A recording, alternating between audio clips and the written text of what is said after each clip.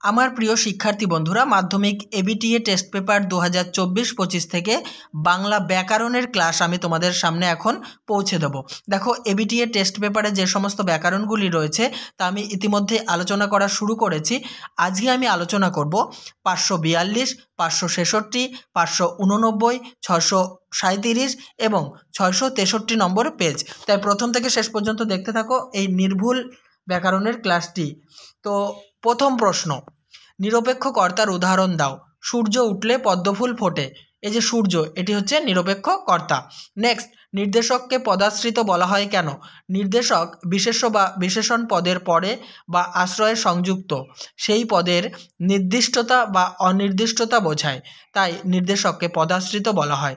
2.4.3 কুম্ভের ন্যায় কর্ণ যার, সমাসবদ্ধ করে তার শ্রেণী নির্ণয় করো। কুম্ভের ন্যায় কর্ণ যার, তাকে সমাসবদ্ধ করলে হবে কুম্ভকর্ণ, এটি বহুব্রীহি সমাস।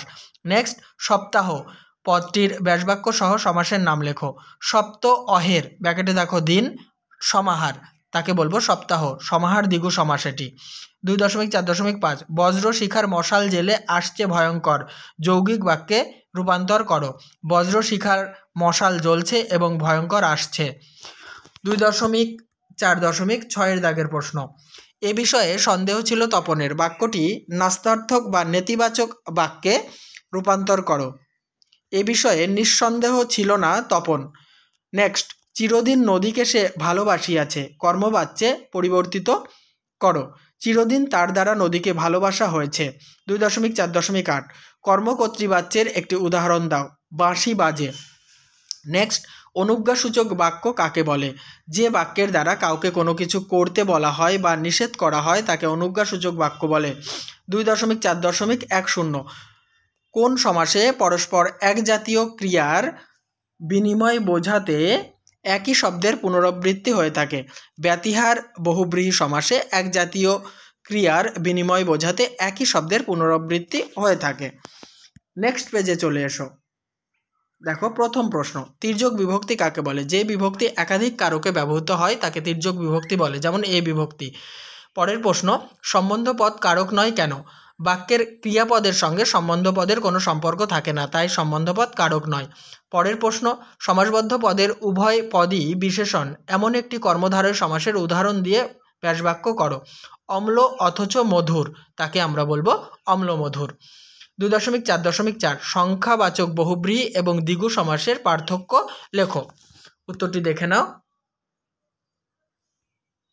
দ্বিগু সমাসে সমাহার বা সমষ্টি কথাটি যুক্ত হয়, কিন্তু সংখ্যাবাচক বহুব্রীহি সমাসের ক্ষেত্রে সমাহার বা সমষ্টি কথাটি যুক্ত হয় না। নেক্সট প্রশ্ন, কৃত্তিবাস পদটির ব্যাসবাক্য সহ সমাসের নাম লেখো। কৃত্তি বসন যার, তাকে বলবো কৃত্তিবাস, বহুব্রীহি সমাস।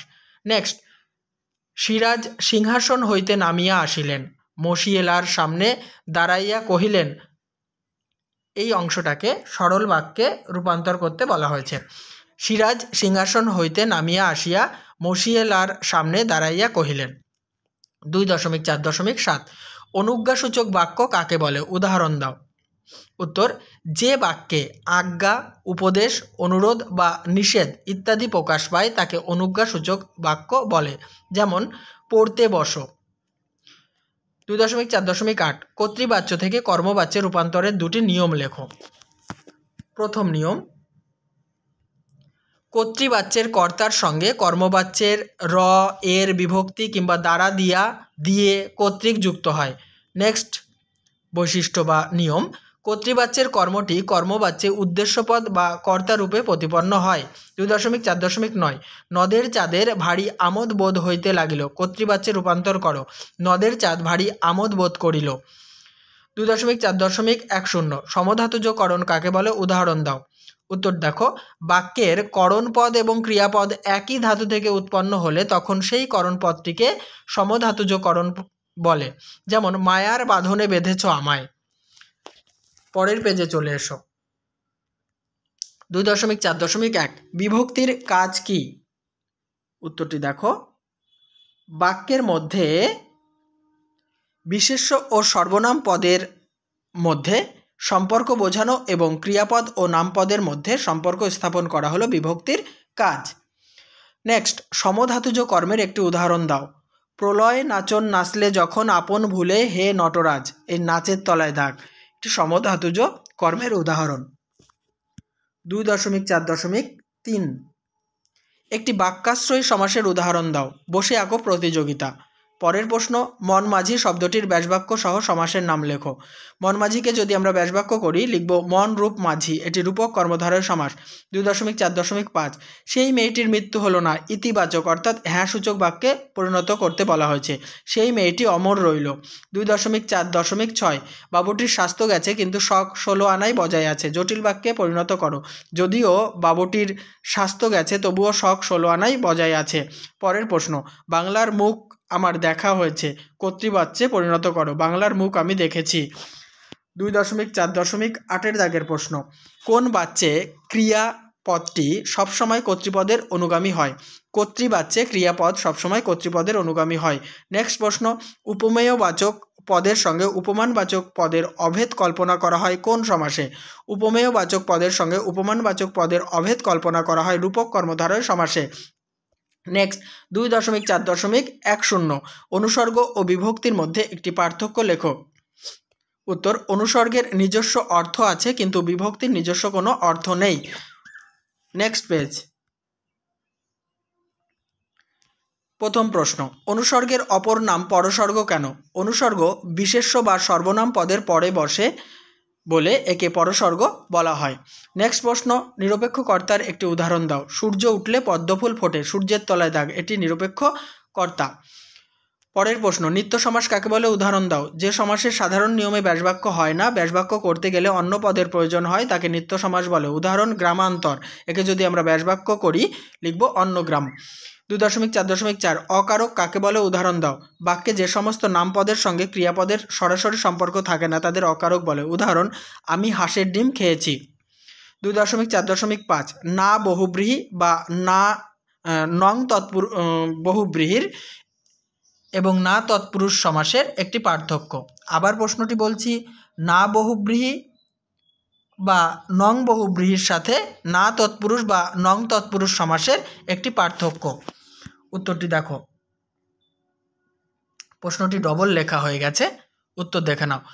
না তৎপুরুষ সমাসে পূর্বপদ না বাচক অব্যয় হয় এবং পরপদের অর্থ প্রাধান্য পায়। অন্যদিকে না বহুব্রীহি সমাসে পূর্বপদ না বাচক হয় এবং সমস্যমান পদগুলির কোনোটির অর্থ না বুঝিয়ে অন্য কোনো পদের অর্থ প্রাধান্য পায়।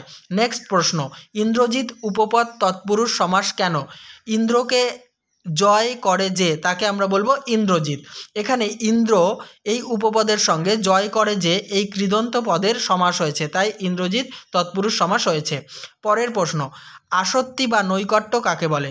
বাক্যের বিভিন্ন অংশকে যথাস্থানে সন্নিবিষ্ট করার নামই আসত্তি বা নৈকট্য। উদাহরণ দেখে নাও, গরু প্রাণী বিশিষ্ট 4 পা, এখানে আসত্তির অভাব থাকায় এটি বাক্য হয়নি। গরু 4 পা বিশিষ্ট প্রাণী, এখানে বাক্যের শব্দগুলি যথাস্থানে বসানোর জন্য আসক্তি যুক্ত হয়েছে এবং বাক্য গঠিত হয়েছে। নেক্সট প্রশ্ন 2.4.8 উদ্দেশ্যের সম্প্রসারক কি? উদাহরণ সহ লেখো। বাক্যের উদ্দেশ্যের পরিচায়ক পদ বা পদসমূহকেই উদ্দেশ্যের সম্প্রসারক বলে। উদাহরণ, লাল টকটকে গোলাপ। উদাহরণটিতে গোলাপ হচ্ছে উদ্দেশ্য আর লাল টকটকে এই অংশটা হচ্ছে সম্প্রসারক। 2.4.9 কোন বাচ্যের রূপান্তর সম্ভব নয়? কর্মকর্তৃবাচ্যের রূপান্তর সম্ভব নয়। 2.4.10 আশ্রম থেকে দেখা যেত বিনা বাধায়, বাক্যটিকে কর্তৃবাচ্যে রূপান্তর করো। আশ্রম থেকে দেখি বিনা বাধায়। নেক্সট পেজে চলে এসো। নির্দেশক কাকে বলে? বাক্যের পদাশ্রিত যেসব চিহ্ন একবচন বা বহুবচনকে স্পষ্ট করে তাকে নির্দেশক বলে। 2.4.2 সমধাতুজ কর্তার একটি উদাহরণ দাও। লেখক লেখে। পরের প্রশ্ন, সিংহাসন পদটির ব্যাসবাক্য সহ সমাসের নাম লেখো। সিংহাসন, একে যদি ব্যাসবাক্য করি সিংহ চিহ্নিত আসন, মধ্যপদলোপী কর্মধারয় সমাস। 2.4.4 10 আনঞ্জার সমাসবদ্ধ করে তার শ্রেণী নির্ণয় করো। 10 আনঞ্জার, এটাকে সমাসবদ্ধ করলে লিখব 10 আনন, এটি বহুব্রীহি সমাস। নেক্সট প্রশ্ন, 7 দিন হলো এক সন্ন্যাসী এসে জগদীশবাবুর বাড়িতে ছিলেন, যৌগিক বাক্যে রূপান্তর করো। উত্তরটি দেখো, 7 দিন হলো এক সন্ন্যাসী এসেছে এবং জগদীশ বাবুর বাড়িতে রয়েছে। পরের প্রশ্ন, তবে তপনেরই বা লেখক হতে বাধা কি? বাক্যটিকে নির্দেশক বাক্যে রূপান্তর করো। তবে তপনেরও আর লেখক হতে বাধা নেই। 2.4.7 আমার দ্বারা চিঠি লেখা হচ্ছে কর্তৃবাচ্যে পরিণত করো। আমি চিঠি লিখছি। পরের প্রশ্ন, অকারক কারক নয় কেন? বাক্যের ক্রিয়াপদের সঙ্গে অকারক পদের কোনো সম্পর্ক থাকে না, তাই অকারক কারক নয়। 2.4.9 পরসর্গ কার অপর নাম? পরসর্গ অনুসর্গের অপর নাম। 2.4.10 উপমিত কর্মধারয় সমাস কাকে বলে? যে কর্মধারয় সমাসে উপমেয় পদের সঙ্গে উপমান পদের সমাস হয় এবং সাধারণ ধর্মের কোনো উল্লেখ থাকে না তাকে উপমিত কর্মধারয় সমাস বলে। তাহলে আমি তোমাদের টেস্ট পেপারের এই পরপর 5টি পেজ সলভ করে দিলাম ব্যাকরণের। পরের আরও 5টি পেজ নিয়ে খুব তাড়াতাড়ি হাজির হব। আমার চ্যানেলে প্লেলিস্ট ফলো করো। আর কেমন লাগছে আমার আলোচনা অবশ্যই কমেন্ট বক্সে লিখে জানাতে ভুলো না।